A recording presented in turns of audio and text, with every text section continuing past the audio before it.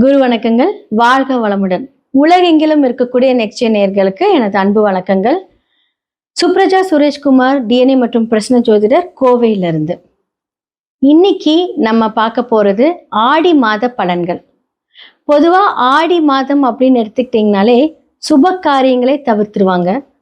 முக்கியமா பெரியவங்களோட ஆசீர்வாதங்கள், அவங்களுக்கு செய்யக்கூடிய காரியங்கள், இதன் மூலியமாக பித்திருக்களோட ஆசீர்வாதங்கள் கிடைக்கக்கூடிய இந்த மாதம் ஆடி பெருக்கு அப்படிங்கிற ஒரு விசேஷமான ஒரு மாதம். அடுத்ததான் பார்த்தீங்க அப்படின்னா சூரியன் கடகத்தில் வரக்கூடிய ஒரு மாதம், அதுதான் ஆடி மாதம் அப்படின்னு சொல்லுவாங்க. இந்த காலகட்டத்தில் பார்த்தீங்க அப்படின்னா மேஷம்லேருந்து மீனம் வரைக்கும் உங்களுக்கெல்லாம் எப்படி இருக்கும், எப்படி அதெல்லாம் ஹேண்டில் பண்ணும், எது நல்லது எது கெட்டது எல்லாமே நம்ம பார்க்க போகிறோம். யார் யார் திருமணம் செய்யலாம், யாரெல்லாம் உங்களுடைய வாழ்க்கையில் புதுசாக பிஸ்னஸ் பண்ணலாம், வாழ்வில் பரிகாரமாக இருந்தாலும் சரி, கோவில் பரிகாரமாக இருந்தாலும் யாருக்கெல்லாம் ஆப்டாக இருக்கும், இது எல்லாமே நம்ம பார்க்க போகிறோம். அடுத்ததான் பார்த்தீங்கன்னா இந்த உலகளாவிய விஷயங்கள் அப்படின்னு சொல்லக்கூடிய இடத்துல பார்த்தீங்க அப்படின்னா நிதி நிலைகள் சம்பந்தப்பட்ட மாற்றங்கள் நிறையா வரும். ஏன்னா பார்த்தீங்க அப்படின்னா சில கிரக அமைப்புகள் ஆகஸ்ட் 2ஆம் தேதி பார்த்தீங்கன்னா சுக்கிரன் நீசமாகிறார். ஆகஸ்ட் 3ஆம் தேதி செவ்வாய் ரிஷப வீட்டிலேருந்து புதன் வீட்டுக்கு வராரு. அதே மாதிரி பார்த்தீங்க அப்படின்னா புதன் வக்கரத்திலிருந்து வக்கர நிவர்த்தியே தன்னுடைய சொந்த வீட்டுக்கு வராரு. அப்போ சூரியனோட குரு என்ன ஆகுறாரு, சூரியனோட குரு ரொம்ப க்ளோஸாக நெருங்கி வரும்போது குரு அஸ்தங்கம் ஆகுறாரு. ஆல்ரெடி சனி வக்கரம் ஆயிருக்காரு. அப்போ எத்தனை பெரிய மாற்றங்களை நம்ம பார்க்கக்கூடிய இந்த மாதம் ஆடி மாதம். அப்போ என்ன சொல்றது, இப்போ கோல்டு அப்படின்னு எடுத்துக்கிட்டீங்க அப்படின்னா இந்த கோல்டு பார்த்தீங்கன்னா கம்மியாகக்கூடிய ஒரு காலம். அடுத்தது அது அதிசாரம் விலை அப்படி கண்ணா பின்னா நேரப்போகுது. பட் இப்போ கொஞ்சம் மாற்றங்கள் பார்த்தீங்கன்னா சில பேசிக்கான அந்த ஃப்ளக்சுவேஷன்ஸ் தான் இருக்கும். ஆனால் அது முடிய காலத்தில் நிறைய திடீர்னு பார்த்தீங்க அப்படின்னா வேற லெவலில் இருக்கு. அப்போ யாருக்காவது கோல்டில் இன்வெஸ்ட்மெண்ட் பண்ணுறீங்க அப்படின்னு இந்த காலகட்டம் ரொம்ப நல்லா இருக்கும். அதே மாதிரி செவ்வாய் புதன் செயற்கையாக இருக்கும்போது நிதிநிலைகளில் பார்த்தீங்கன்னா இப்போ ஒன்று சொல்லியிருப்பாங்க, சடனாக ஒரு மாற்றத்தை கொடுப்பாங்க. அப்போ அரசு சம்பந்தப்பட்ட விஷயங்கள் பார்த்தீங்க அப்படின்னா தன்னுடைய ஸ்தானத்திலேருந்து சூரியன் விரைய ஸ்தானத்துக்கு இருக்கிறார் இல்லையா. அப்போ அரசு சம்பந்தப்பட்ட விஷயங்கள் நிறைய மாற்றங்கள், அது மூலியமாக நிறைய முதலீடுகள், அரசு நிறைய முதலீடுகள் பண்ண போகுது.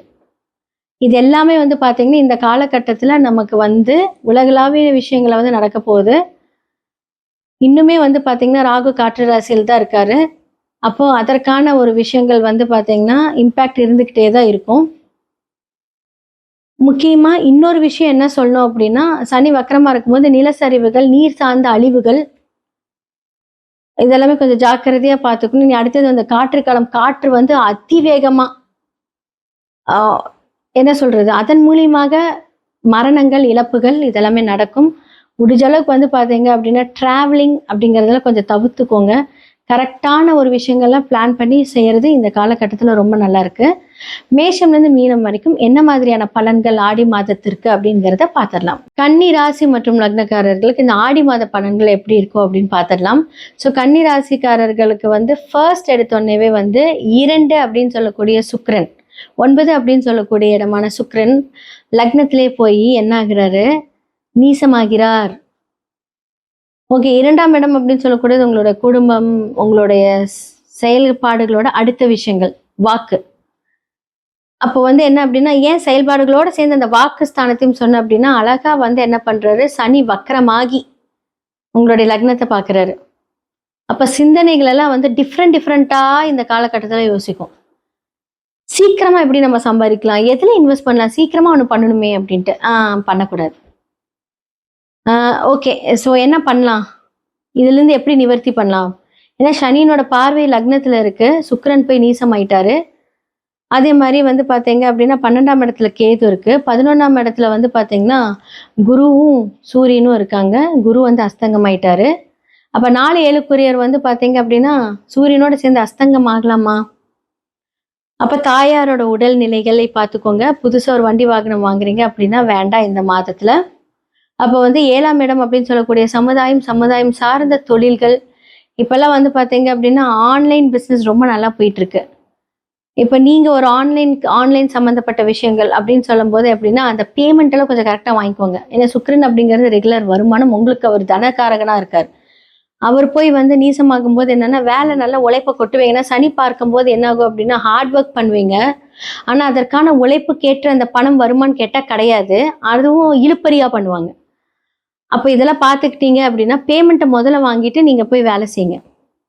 இதுதான் வந்து வேற வழி இல்ல. நான் இல்ல நீங்க பண்ணுங்க. நீங்க போறதுக்குள்ள நான் அக்கவுண்ட்ல போட்டுருவேன் அப்படிம்பாங்க. அதோட ஃபோன வச்சுருவாங்க. அப்போ உங்களோட உழைப்பு, ஹார்ட் ஒர்க் வந்து ஓவரா அவங்க வந்து எடுத்துக்குவாங்களே தவிர, அதற்கான ஒரு பயனுள்ள ஒரு பேமெண்ட் நீங்க வாங்குவீங்களான்னு கேட்டா கஷ்டம். அப்போ முன்னாடியே வந்து ப்ரீ பிளான்டா பேமெண்ட் போட்டுட்டு உங்களோட வாங்கிட்டு நீங்க வந்து ஒரு வொர்க் பண்ணி குடுத்தீங்க அப்படின்னா, இது எல்லாமே தவிர்க்கலாம். ஓகே. 2 குரியர் நீசமா இருக்கிறாரு. அந்த இடத்த வந்து பார்த்தீங்கன்னா, வக்ர பார்வையும் இருக்கு. அப்போ உடல் உழைப்பு அப்படின்னு சொல்லக்கூடிய இடத்துல நம்ம நெறையா இருந்தாலும், மன வலிகள் ஜாஸ்தியா இருக்கும். ஏன்னா லாஸ்ட் மந்த்ல சூப்பரா உங்களுக்கு ஏர்னிங்ஸ் எல்லாமே வந்திருக்கும். பட்டைய கிளப்பியிருப்பீங்க. ஆனா இந்த மாதத்துல அந்த இடத்துல ஒரு ஸ்டக் அப் ஆகும். அப்போ நீங்க பார்த்துக்கோங்க. ஸோ இதெல்லாமே வந்து பார்த்தீங்க அப்படின்னா, கொஞ்சம் ஹேண்டில் பண்ணும்போது சூப்பரா இருக்கும். அப்போ புதுசா வண்டி வாங்கலான்னு பிளான் இருக்கும். கார்ல டிராவல் பண்ணும்போதெல்லாம் பார்த்து பண்ணுங்க. நெறைய கனவுகள் இந்த காலகட்டத்துல வரும். கன்னி ராசிக்கு வந்து பார்த்தீங்கன்னா, நெறைய கனவுகள். பறக்கிற மாதிரி, ஸ்கூலுக்கு போற மாரி நெறைய கனவுகள் எல்லாம் வரும். 12ஆம் இடத்துல கேதுவும் இருக்கார். அப்ப சூரியன் 12ஆம் அதிபதி வந்து பார்த்தீங்கன்னா, 11ஆம் இடத்துல இருக்கார். அப்போ வந்து நீங்க ஏதாவது ஒரு கவர்மெண்ட் எக்ஸாம் எழுதுறீங்க, இல்ல வந்து அதற்காக படிக்கிறீங்க அப்படின்னா, அதற்கான இனிஷியேட்டிவ் இந்த மாதத்தில் நீங்க யோசிப்பீங்க. எவ்வளோ நாள் இப்படியே இருக்கிறது? புதுசா ஏதாவது பண்ணலாமே அப்படின்னு. அதே மாரி வந்து பார்த்தீங்க அப்படின்னா, லக்ன அதிபதியே என்ன ஆகுறாரு?